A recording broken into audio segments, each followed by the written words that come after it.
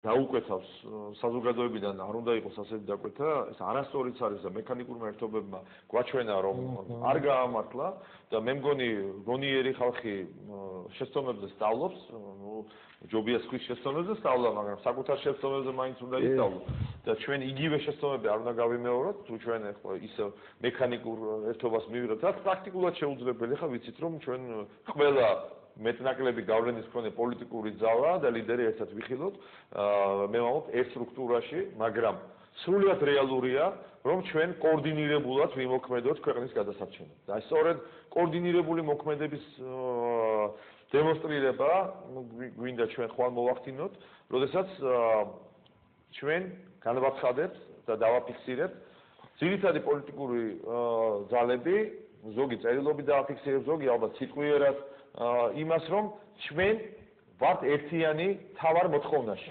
იმაში რომ გადადგეს სააკაშვილი.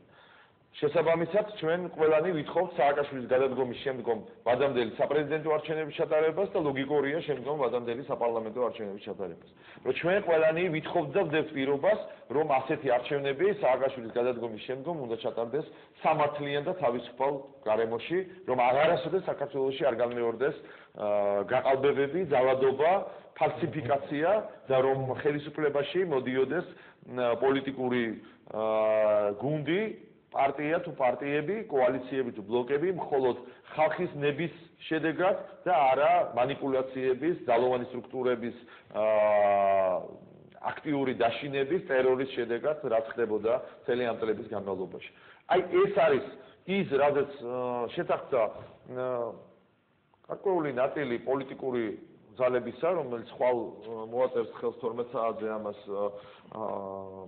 თბილისი მერიოდში, აქვე იქნებიან სამოქალაქო საზოგადოების წარმომადგენლები და ვფიქრობ, რომ ყველამ სულელს შეუძლია მოვიდეს და მე ვამბობ პოლიტიკურ პარტიებს და საზოგადოებრივ ორგანიზაციებს ხელი მოაწეროს ამას. აქ არ არის რაიმე ტიპის გრადაცია, რომ ვინმე არის ნამდვილი ოპოზიცია, ვინმე არის ასე ვთქვათ, უფრო პირველ ხარისხოვანი და მეორე ხარისხოვანი. მე მემაჩნია, რომ ეს არის ისეთი დოკუმენტი, რომელიც არანაირად არ ავალდებულებს, რომ პირდაპირ ხაზგასმული ამ დეკლარაციაში, რომ მიუხედავად პოლიტიკური შეხედულებისა თუ სოფხედველობისა, სოფხედველობის სხვადასხვაობისა, ვინც ამას ხელს აწევს, უერთდება ერთ თავარ მოთხოვნას, რომ სააკაშვილი უნდა გადადგეს და ქვეყანაში ჩატარდეს სასწრაფოდ უმოკლეს ვადაში ვადამდელი საპრეზიდენტო და საპარლამენტო არჩევნები. ვინც ამას იზიარებს, ყველა შეუძლია ამას შემოუერთდეს.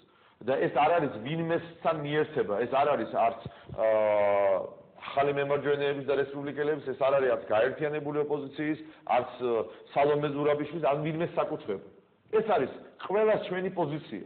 და არ შეიძლება ვინმეს ექსკლუზივი ჰქონდეს. ესე პოლიტიკური დეკლარაცია იქნება, ბატონ დავით, გაერთიანებული ხედვა პოლიტიკური პარტიებისა. მთელი რიგი პარტიებისა და საზოგადოებრივი ორგანიზაციების ერთობლივი განცხადება და დაფიქსირება ჩვენი პოზიციისა.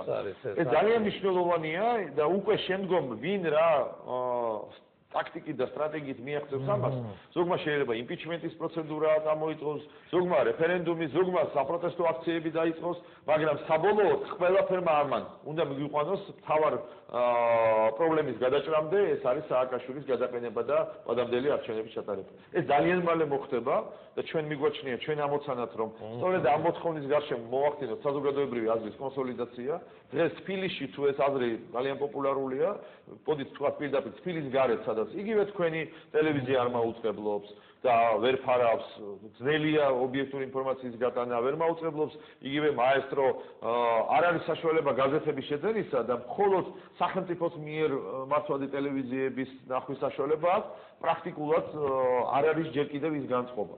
და სხვათა შორის უნდა ითქვას, რომ უკვე დაეწყო იქ რამოდენიმე რაღაც პატარა ფანჯარა გაჩნდა საზოგადოებრივ არსზე, პირველ არსზე, როდესაც ჩვენ გვეძლევა ხოლმე 5-10 წუთი იმისა, რომ რაღაცა ვთქვათ და მე აი გუშინ შეხვედრა მქონდა სამეგრელოს წარმომადგენლებთან, ჩვენი პარტიის შეხვედრა მქონდა კახეთის წარმომადგენლებთან და ითქვა, რომ ბევრი რამ მხოლოდ ეხლა გახდა იქ ხალხისთვის ცნობილი. და ეხლა ერკვევიან, რომ თურმე თქვათ არ მოგვიგია იმ ომში აგვისტოს, რომ სააკაშვილი გმირი ვერ ყოფილა და თურმე გალსტუკიც უჭამია და და თურმე გამოქცეულა იქიდან რომ არა, რა ვიცი ხა. მშობლიურ სამეგრელოში იქით რა ინფორმაციული ვაკუუმია და ნახავთ როგორ უჭირს იქ ხალხს იცოდეს სიმართლე, იგივე წალენჯიხაში და იგივე ჩხოროწყუში და იგივე მარტვილში და ასე შემდეგ.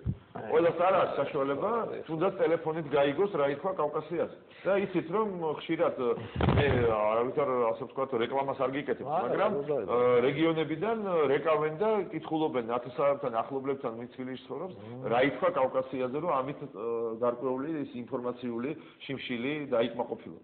აი ამ პირობებში ჩვენი ამოცანა არის რომ დავფაროთ სრულიად საქართველოს, ჩავიდეთ ყველგან, ველაპარაკოთ ჩვენს ხალხს და განუმარტოთ რა ხდება ქვეყანაში, როგორი კრიმინალური დამნაშავე ქვეყნის მტერი ხელისუფლება ყავს დღეს საქართველოს და როგორ აუცილებელია რომ ჩვენ ყველანი ვიყოთ ერთიანი მოთხოვნაში გადადგეს მიხეილ სააკაშვილი. ოღონდ რა თქმა უნდა ბატონ დავით აღარ არის მე ვამბობ რომ საკმარისი ლოზუნგი საქართველოს სააკაშვილის გარეშე.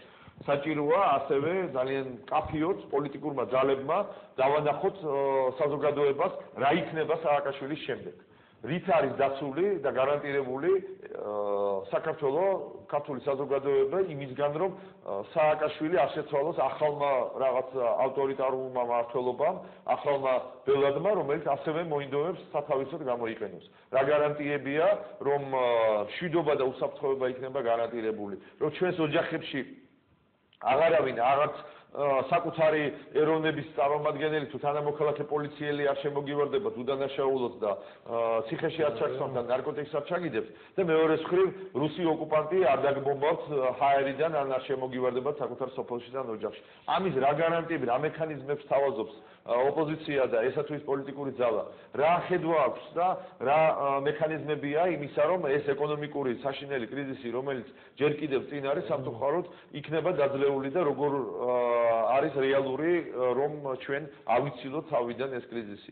რა არის საჭირო იმისთვის რომ ქვეყანაში აღარასდროს იყოს ის უსამართლობა, ის მართული სასამართლოები, რომელიც იყო და როგორ უნდა მოხერხდეს რომ აღარასოდეს არ დაიხუროს ток-შოუები და იყოს ობიექტური ინფორმაცია ხელმისაწვდომი ყველასთვის. როგორი უნდა იყოს ჯანდაცვა, როგორ უნდა ხდებოდეს იგივე პოლიკლინიკური სისტემა იქნება თუ ჰოსპიტალური სისტემა იმ პირდაპირ ვიტყვი დანაშაულებრივი გადაწყვეტილებების გამოსწორება, რომელიც ბოლო წლების განმავლობაში იქნა მიღებული.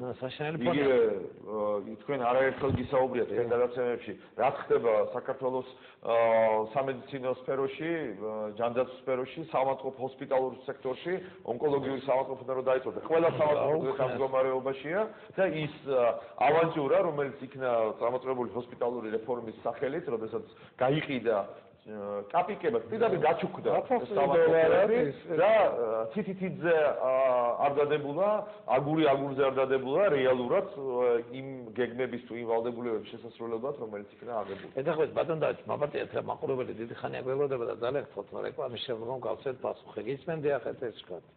გისმენთ. ალო. დიახ ბატონო, გისმენთ. გამარჯობა ბატონებო. დიახ გისმენთ.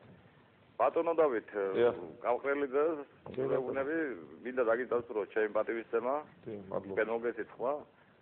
ბატონო დავით, აკუბარდიას თან მინდა გადავიდე. ბატონო დავით, მე ვარ გურული კაცი ოზურგეთიდან. დიახ, რა ხდება გურიაში? გურიაში ხდება რომ არავინ არაფერი არ იცის რა ხდება ქვეყანაზე. თუ შეიძლება რომ თქვენი გადაცემა დაფაროს მთელი საქართველო გურიაში უსვენენ მათო რუსთავის დიმპიტაურ და იციან რომ ყველაფერი კარგად არის. გასაგები არ ვიცი, მაგას ვერ დაგპირდებით, ცოტა ძნელია და ცოტა სულია. როდესაც ბოდიში შეგაწყვეტინებთ, როდესაც ჩამოვდივარ თბილისში, თქვენ გადაცემას უყურებს სულ. ხოდა. მე მგონი არ შეიძლება რომ მარტო თბილისში იყოს თქვენი გადაცემა და არ იყოს სანაშენ საქართველოში. ძალიან გქონთ ეს ამ გაითვალისწინეთ და რაღაცა გააკეთეთ. დიდი მადლობა, გპირდებით, გაგირკვეთ, მაგრამ ეს ჩვენზე არაა დამოკიდებული, აქ ლიცენზიები არის და დასარიგებელი არ არიგებენ, არ ხდება. ჩვენთან ასტენდერია, სადაფერი რომ მოვიპოვო უფლება რომ გურიაში მოუწყებლობდეს. და შემთხვევაში ამ რეჟიმის შემყურებები ვეჭვობ, რომ ვინმეს ლიცენზია მისცენ დასავლეთ საქართველოში მაუწყებლობისა. მოდი ჩვენ რეკლამის შემდგომ გავაგრძელოთ საუბარი, მე ვფიქრობ, მაინც უმნიშვნელოვანი ის არის, რაზეც ბატონი დავითი ახლა ხან საუბრობდა, ძალიან ბევრმა პოლიტიკურმა პარტიამ გადაწყვიტა ძალიან დიდი ფაქტობრივად ქარტია ეს და სამოქმედო გეგმარი და ეს არის ძალიან ისეთი მნიშვნელოვანი მოვლენა. მეც მინდა რაღაც გავაგრძელო.